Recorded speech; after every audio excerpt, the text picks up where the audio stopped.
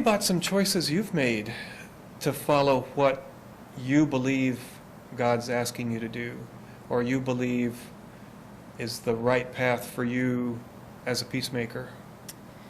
Yeah, I'm still sort of figuring that out. Mm-hmm. I'm in a little bit of a transitional period in my life right now. But the decision to follow peace started pretty young. And I think it started with my mom, who joined the church before my brother and I were born. And so we were technically born into the church, Okay. and have not known another church, which is kind of neat for a lot of reasons.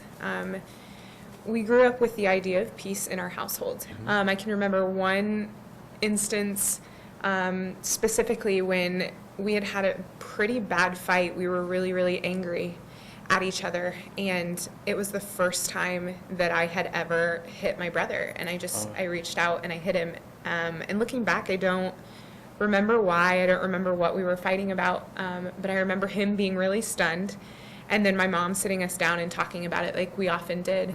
And I must have been 6 or 7, so I was pretty little, which would have made my brother 8 or 9. And I remember her asking me, well, why did you do that? And I remember saying, well, because I'm mad. And she asked me, why is that the way that we're dealing with being angry? You know better than that. You know, we use our words. Walked me through that. And probably the most memorable thing that she did at that point was turn to him and ask him, well, how did it make you feel when she hit you? That's good. And I remember him looking at me and telling me, it made me really sad. And I remember my heart just breaking, like, oh my gosh, it's more than me being mad. I hurt my brother. And not physically, but emotionally, and that was almost worse.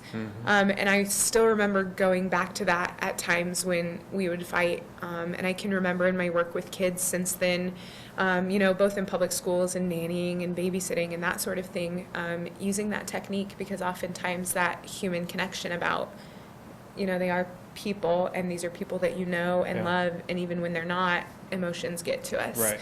And so I grew up with that in the house, and that's sort of how I learned about nonviolence.